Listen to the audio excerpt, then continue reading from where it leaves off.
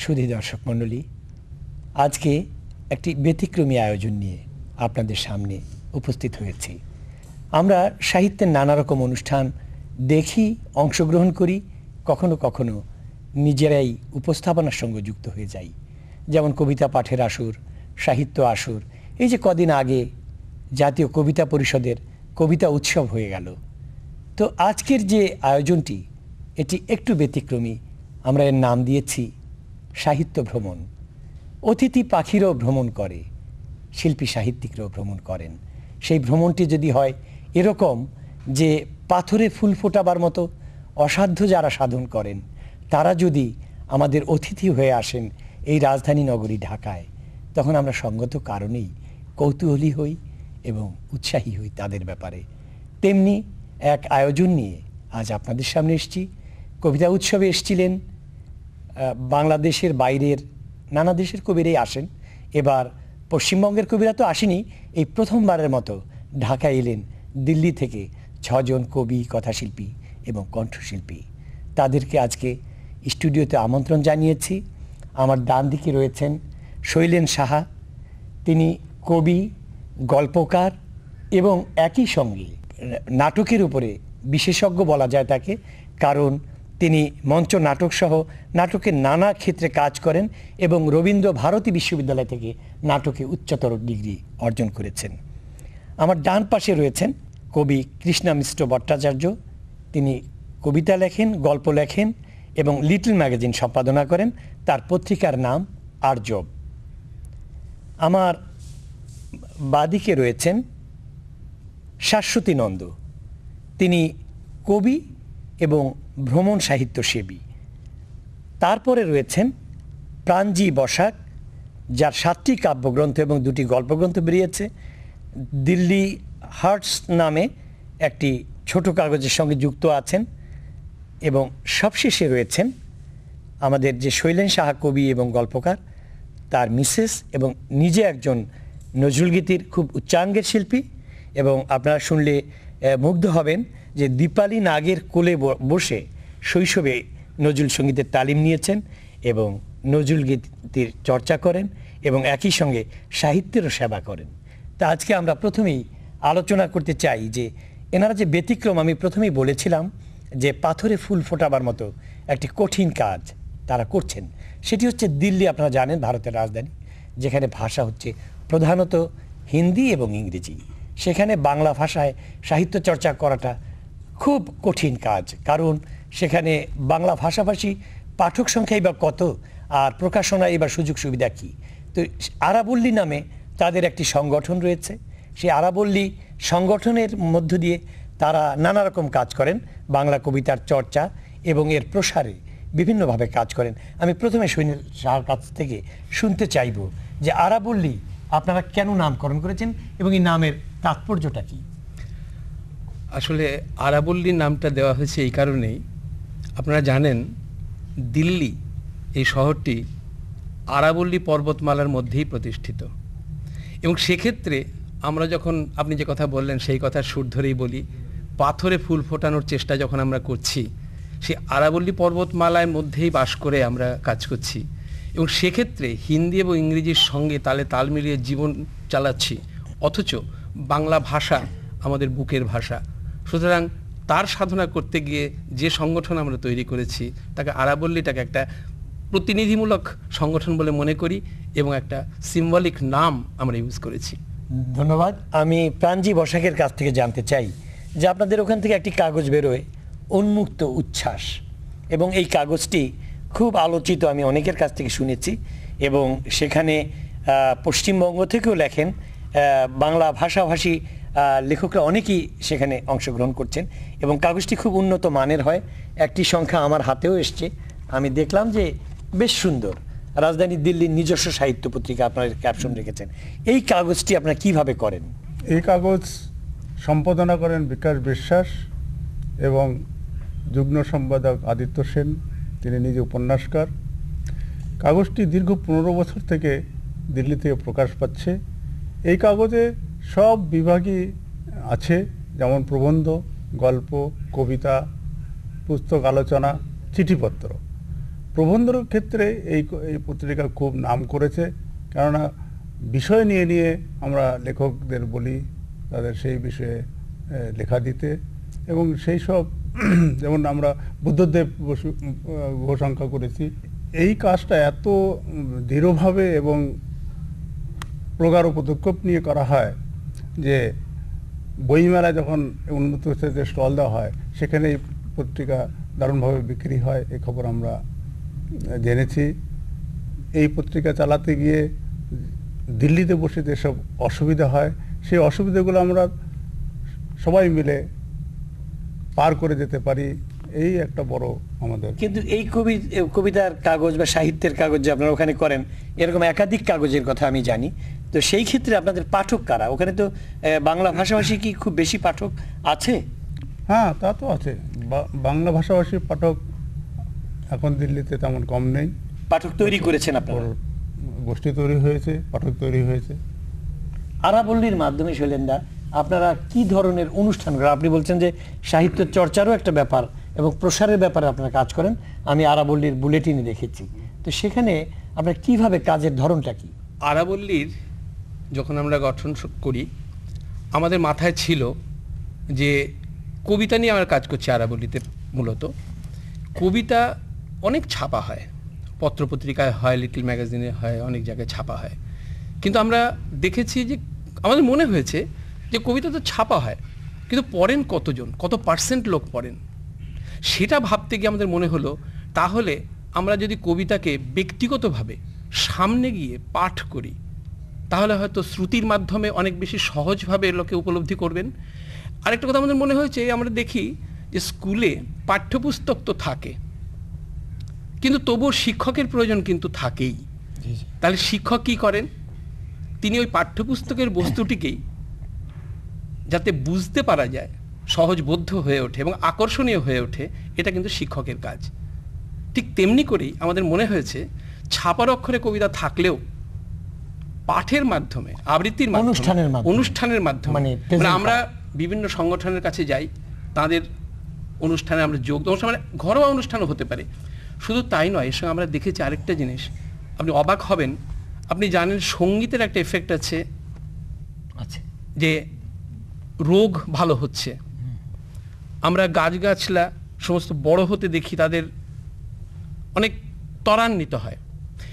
আমরা দেখেছি কবিতা আবৃত্তির মাধ্যমে কিন্তু মানুষের রোগ সেরেছে। এটা কিন্তু আমাদের ব্যক্তিগত অভিজ্ঞতা। যারা কবিতাকে ভালোবাসেন তেমন মানুষ রোগশয্যায় শুয়ে কবিতা চেয়েছেন, আমরা তার কাছে গেছি, কবিতা শুনিয়েছি।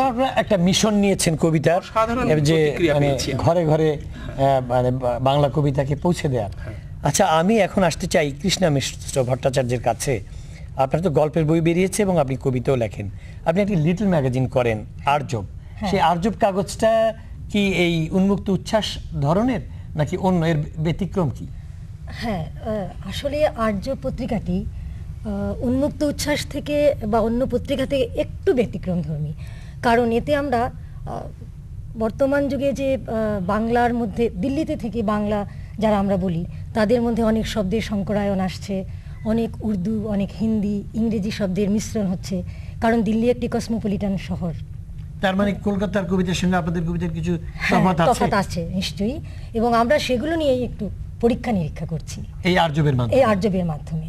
আচ্ছা, আমি এখন আপনার কাছ থেকে জানতে চাইব শাশ্বতী, আপনি তো ভ্রমণ সাহিত্য রচনা করেন এবং কবিতা লেখেন, কিন্তু এই যে মানে লিটল ম্যাগ যেগুলি হচ্ছে, যেমন আমি একটি কাগজ দেখছি যে রাজধানীর কবি কথা, এটিও তো বোধহয় আপনাদের সাহিত্য পত্রিকা? এটি আমাদের উন্মুক্ত উচ্ছ্বাস পত্রিকার তরফ থেকেই প্রকাশ করা হয়। আচ্ছা, এবং আপনি শুনলে আনন্দ পাবেন। যে কথা বললেন পাথরের রস, হ্যাঁ, রাজধানী দিল্লিতে এবং তার কাছাকাছি অঞ্চলে এখানে 78 জন বাঙালি কবির কবিতা আমরা সংকলনে রেখেছি। তার মানে দিল্লি অঞ্চলেরই 78 জন কবি, বিশাল। এবং এবছরেও আবার আমরা একটা চেষ্টা নিয়েছি আরেকটি সংকলন বার করতে, এবং মাঝে মাঝে আমরা এরকম করে থাকি। তা শাশ্বতী, আপনি যে ভ্রমণের ব্যাপারে আপনার কবিতার বাইরে যেটা করছেন, সেই ভ্রমণ নিয়ে আপনি কি বইটি বেরিয়েছে নাকি?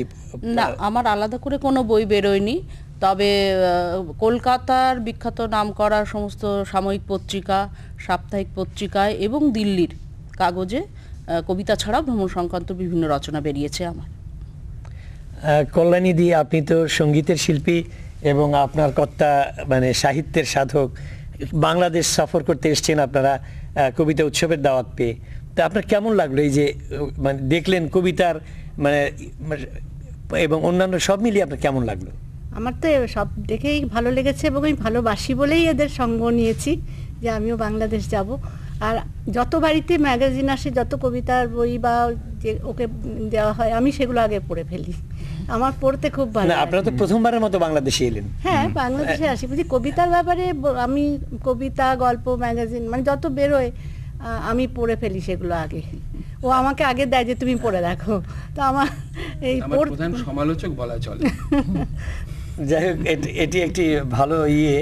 আর প্রাণজি বসাক, আপনি বলবেন, কারণ আপনারও তো ওখানে আনুষ্ঠানিকভাবে কবিতা পড়েন এবং এখানেও দেখলেন একাধিক অনুষ্ঠানে গেছেন, কবিতা পড়েছেন, তফাৎটা কি কেমন, মানে মানে এখানকার সঙ্গে যে পার্থক্যটা আপনি সেটা একটু বলবেন? আমি বাংলাদেশের যেসব কবিতা এই কয়েকদিনে শুনলাম এবং অনেক বই পেয়েছি, সব তো পড়ে উঠতে পারিনি, কিছু বই পড়েছি, তার সঙ্গে আমি দিল্লির তফাৎ যেটা আপাতত দেখতে পাচ্ছি সেটা হলো আমাদের দিল্লিতে যেসব আমরা কবিতা লিখি, যে কৃষ্ণা একটু আগে বললেন, যে আমাদের কবিতায় দীর্ঘদিন দিল্লি থাকার ফলেই হোক আর যে কোনো কারণেই হোক ভাষার সংকরায়ন আছে। আমাদের প্রেজেন্টেশনের একটা অভিনব পন্থা বা কিছু একটা করার মতো একটা ইয়ে আমাদের আছে, প্রবণতা। কিন্তু এখানকার কবিতা আমাদের শুনে খুব ভালো লাগলো যে বাংলাদেশের যে জল আবহাওয়া এতদিন আমরা দেখিনি, কিন্তু এখন সেই বর্ডার থেকে শুরু করে চট্টগ্রাম অবধি আমরা ঘুরে আসলাম, যে চারিদিকের পরিবেশ দেখছি যে আমাদের মনও এখন ঠিক ওইভাবেই আমাদের কবিতা, আমি যদি এখন কবিতা লিখতে বসি মানে এখনকার এই ভাষাতেই হয়তো আমার কবিতা তৈরি হবে। অর্থাৎ ভাষার একটি ভিন্ন ধারা, পরিবেশগতভাবে কবিতার একটা সৃষ্টি মনে হয়। আচ্ছা, আমরা তাহলে কবিতাই শুনি। আপনাদের দিল্লির যে বাংলা কবিতার চর্চা সেটি একটু ভিন্ন রকম হবে আশা করি, এবং শৈলেন সাহাকে দিয়ে আমরা শুরু করি। আপনার একটি স্বরচিত কবিতা আমাদের শোনাবেন।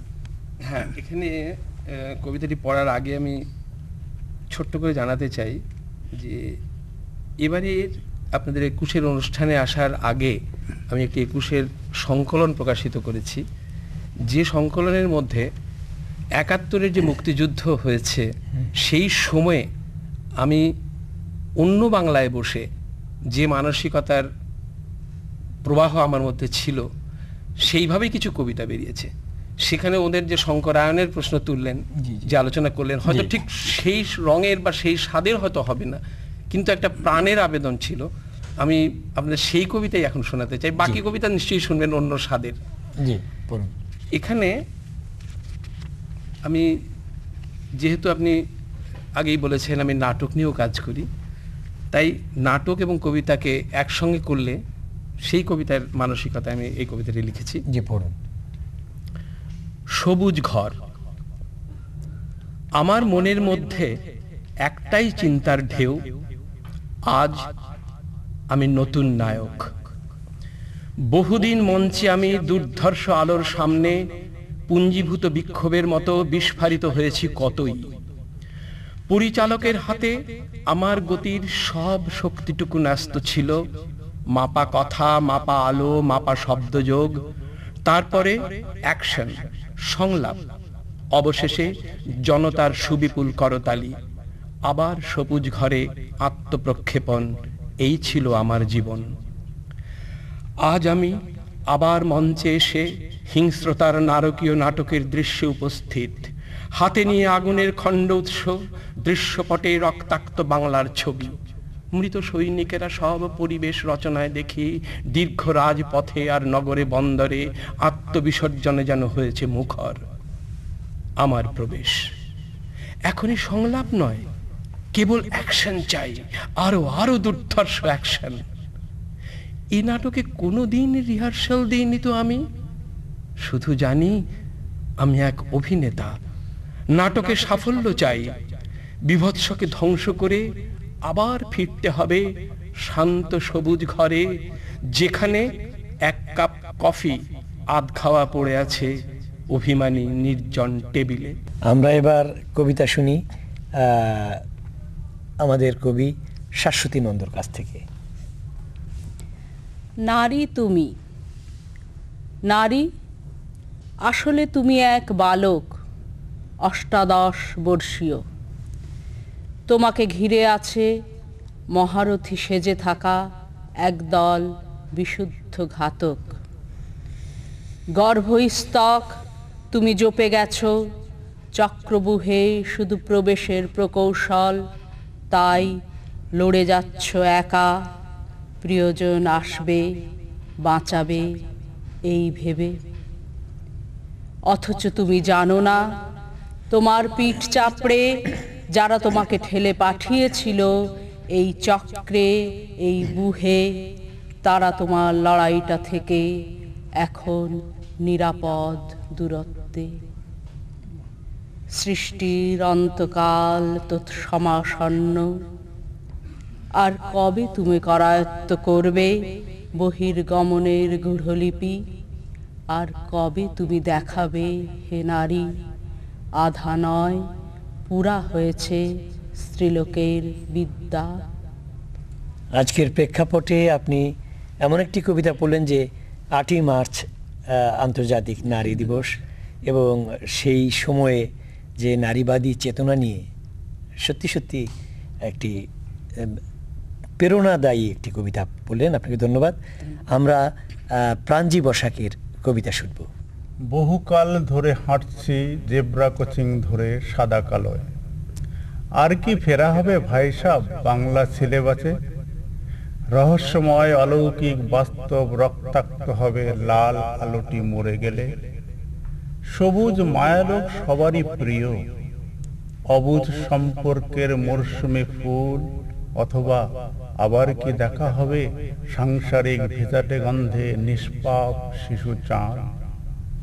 আয় মুছে দি তোর বেবাক অহংকার, সমস্ত লোভনীয় সিগন্যাল তুলে রাখ এবার। জোড়াতালি দেয়া নরম আবেশে আয় না আবার শিশির মাখাই। চুপকি ভাঙার পরই ভেসে ওঠে নিরীহ লাল সাগর, একশা লম্বা টানে টুটফুট পোষা মানচিত্র। নাইট বাসস্টপে নির্বাক জৈবনিক পরিহাস। কে সামলাবে লোভ অজন্তা ইরোলা বিছানায় এমন হৃদ ভাঙা সহজ খুন? সময় ও জল যখন যেভাবে খুন হয়, সব অসত্য স্লোগানগুলো মুছে ফেলতে জেগে ওঠে খসড়া ঢেউ, কারুকাজ, অদৃশ্য অহংকার এবং হাসির পালক। ধন্যবাদ। আপনাকে ধন্যবাদ। এই যে আপনি যে মিশ্র ভাষার কথা বললেন, আমরা দেখলাম যে কিছু শব্দ, ইংরেজি শব্দ সুন্দরভাবে ব্যবহার করেছেন। তা আমরা এবার কবিতা শুনি আমাদের কৃষ্ণা মিশ্র ভট্টাচার্যের কাছ থেকে। আমার কবিতাটির নাম যদি। এই কবিতাটি পৃথিবীর তাবৎ ঘৃণা, তাবৎ বিদ্বেষ, সব কিছুর বিরুদ্ধে, যুদ্ধের বিরুদ্ধে এক প্রতিবাদ বা একটা স্বপ্ন। যদি ঘাসগুলো ভিজে না হতো, আমি টান টান শুয়ে পড়তাম ফুল তোলা বুটিদার ঘাস জাজিমের বিছানায়। বাগান বিলাস, ঘাস ফড়িং, গোলাপি মায়াচ্ছন্নতায়, তীখা তীখা ধূপছায়া রৌদ্রালি গন্ধে। যদি আকাশটা লিটল বয়ের বারুদ গন্ধে মাখামাখি না হতো, আমি ডেয়ার ডেভিল চিল পুরুষ শুষে নিতাম মেঘের ঠোঁট থেকে মেঘ, জ্যোৎস্নার আদুরে গালে চুমু খেয়ে নেমে আসতাম আরাবল্লীর ধূসর খাজে।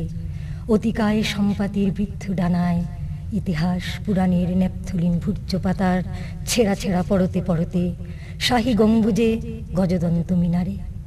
যদি সীমান্ত চিহ্নগুলি মুছে যেত, কাপা কাপা সাইরেন শব্দ লোপাট আকাশভূমি অতর্কিতে হয়ে যেত গোলাপের বাগান, আমি শরীর থেকে খুলে নিতাম লোহার বর্ম, ঢাল তরোয়াল, শিরস্ত্রাণ আর বর্ষা ফলক। যদি অ্যাকোয়াটিক অতলান্ত রক্তে ঘামে পেট্রোল বেরোলে চ্যাটচেটি পিচ্ছিল না হতো, আমি মৎস্য নারীর নীল ডানায় প্রবালে রক্তদ্বীপে টিৎসিয়ানের ভিনাস শরীরে ভেসে যেতাম মধুরা, বেত্রবতী, জাটিঙ্গা, জলাঙ্গীর, জলজ শ্যাওলায়। সত্যি আপনি বাংলার নিসর্গকেও সেই দিল্লির আরাবল্লীর যে পর্বত পরিবেশের বর্ণনা দিলেন তার সঙ্গে চমৎকার মিশিয়েছেন। আপনাকে ধন্যবাদ। প্রিয় দর্শক, আমাদের আসলে আরেকজন বিশিষ্ট লেখক এই উৎসবে এসেছিলেন, কবিতা উৎসবে। তিনি আদিত্য সেন। তিনি খুলনায় গেছেন, এই অনুষ্ঠানে থাকবার কথা ছিল। তিনি থাকলে একেবারেই পরিপূর্ণ হতো, তার অনুপস্থিতি আমরা উপলব্ধি করছি। আমরা আজকের অনুষ্ঠানের সমাপ্তি টানতে চাই কল্যাণী সাহা আপনার সঙ্গীতে, এবং নিশ্চয়ই নজরুল গীতি পরিবেশন করবেন আপনি। আমরা আপনার কাছ থেকে গান শুনতে চাই। আমায় নহে গো ভালোবাসো, শুধু ভালোবাসো মোর গান। বনের পাখি রে কে চিনে রাখে, বনের পাখি রে কে চিনে রাখে, গান হলে অবসান। ভালোবাসো মোর গান, আমায় নহে গো ভালোবাসো, শুধু ভালোবাসো মোর গান।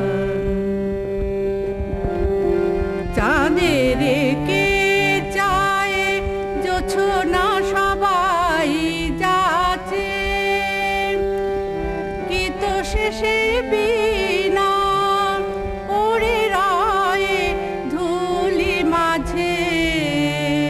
চাঁদের কে চায়, কে চায়, কে চায়, চাঁদের কে চায় জোছনা সবাই যাচ্ছে, গীত শেষে বিনা ওরে রায়ে ধুলি মাঝে।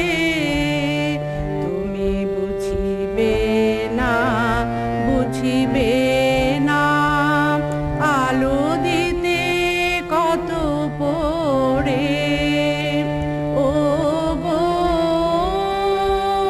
কত প্রদীপের প্রাণ। ভালোবাসো মোর গান, আমায় নহে গো ভালোবাসো, শুধু ভালোবাসো মোর গান। ধন্যবাদ আপনাকে। আজকের অনুষ্ঠান আমরা এখানেই ইতি টানব সময়ের স্বল্পতার কারণে। আপনাদের সঙ্গে আরও কথা বলা যেত। যাই হোক, আমরা অত্যন্ত আনন্দিত যে ভিন্নতর প্রেক্ষাপট, ভিন্নতর পরিবেশে বসে আপনারা বাংলা কবিতার, বাংলা সাহিত্যের, বাংলা সঙ্গীতের যে চর্চা করে যাচ্ছেন, সেই চর্চা বাংলাদেশের প্রাণের আবেগ এর সঙ্গেও মিশে আছে। আপনাদেরকে আমাদের বাংলাদেশের কবি সাহিত্যিকদের পক্ষ থেকে আন্তরিক অভিনন্দন জানাচ্ছি। আপনাদের উপস্থিতিকে আমরা পুষ্পিত উপস্থিতি বলে আমাদের দর্শকদের কাছে উপস্থাপন করলাম। আপনাদের সবাইকে ধন্যবাদ। আমাদের তরফ থেকেও আমরা আপনাদের অসংখ্য ধন্যবাদ জানাই। আমাদের এই কবিদের এবং সাহিত্যিকদের এইভাবে সম্মান জানানোর জন্যে এবং এই দেশে বসে আপনাদের সকলের কাছে আমাদের এই অনুষ্ঠান নিবেদন করতে পারার জন্য এবং এই সুযোগ দেওয়ার জন্য আপনাদেরকে অসংখ্য ধন্যবাদ। নমস্কার।